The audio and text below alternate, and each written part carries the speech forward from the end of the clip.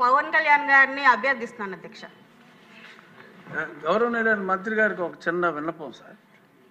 ఏంటంటే రీసెంట్గా కేరళలో ఒక మంచి పాలసీతో వచ్చారండి. మీరు చేయి దింపండి, చూశాను మిమ్మల్ని.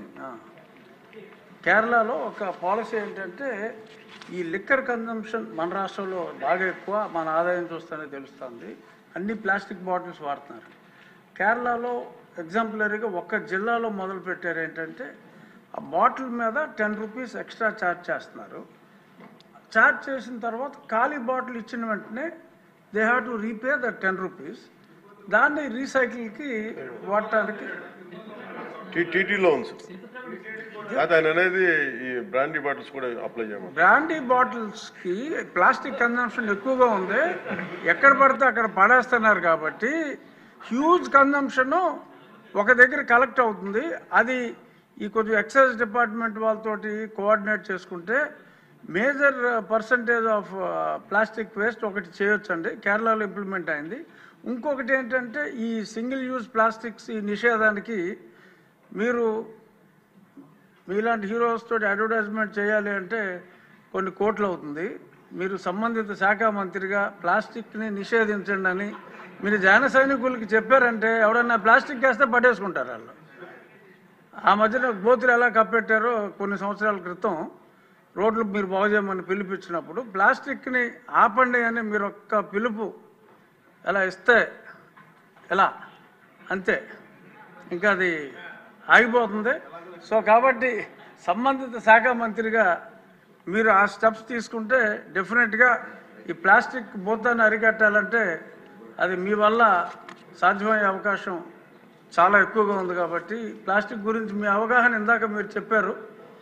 ఎక్స్ట్రాడినరీగా మొత్తం అంతా ఎక్స్ప్లెయిన్ చేయటం, తల్లి గర్భంలో కూడా ఈ పొల్యూటెంట్స్, మైక్రో పొల్యూటెంట్స్, ఇలాగే విలేజెస్లో సిటీస్లో కొంచెం డిజిటల్ బోర్డ్స్ని ఎంకరేజ్ చేస్తే ఈ ఫ్లెక్సీలు మానేసి ఆ అడ్వర్టైజ్మెంట్ ఏదో డిజిటల్ బోర్డ్స్లోనే ఇచ్చుకుంటారు. ఆ ఫంక్షన్లప్పుడు దానప్పుడు కొంచెం ఆ రకంగా డిజిటల్ బోర్డ్స్ని ఎంకరేజ్ చేస్తే this might also come down quite a bit sir. ఇది నా రిక్వెస్ట్ తమరికి.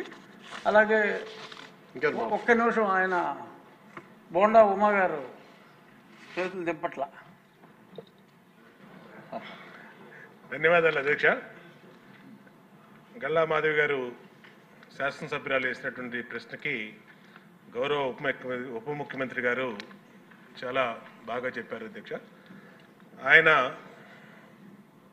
ప్లాస్టిక్ని నిరోధించడంలో ఆయన ఆలోచనలు కానీ ప్రభుత్వ ఆలోచనలు కానీ చక్కగా ఉన్నాయి అధ్యక్ష. దానికేమీ ఎక్కడా మాకు ఎటువంటి డౌట్ లేదు అధ్యక్ష.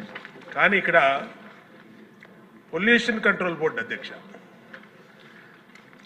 చాలా నిర్లక్ష్యంగా పొల్యూషన్ కంట్రోల్ బోర్డు అసలు ఉందా లేదా, అసలు ఆ బోర్డు కానీ దాంట్లో ఉన్న టాస్క్ ఫోర్స్ కానీ దాంట్లో ఉన్న మెంబర్ సెక్రటరీ కానీ ఎక్కడా కూడా పని చేస్తున్నట్టు ఎక్కడా కనపడతలేదు అధ్యక్ష. ఏదన్నా పని మీద వెళ్తే డిప్యూటీ సీఎం గారి పేరు చెప్తున్నారు అధ్యక్ష. ఆయన చేయొద్దన్నారు, ఆయన ఆఫీస్ నుంచి చెప్పాలి, ఆయన మాట్లాడాలి, ఆయన వెళ్తే కలవట్లేదు అని డైరెక్ట్గా చైర్మన్ గారు చెప్తారు అధ్యక్ష. అంటే ఎందుకు మాట్లాడుతున్నాం అధ్యక్ష, ఇప్పుడు ఈ ప్లాస్టిక్ని నిరోధించడం ఇది ఒక ఇష్యూ అయితే దానికి డిప్యూటీ సీఎం గారు చెప్పారు. అది బ్రహ్మాండమైనటువంటి ప్లాన్, యాక్షన్ ప్లాను. దాన్ని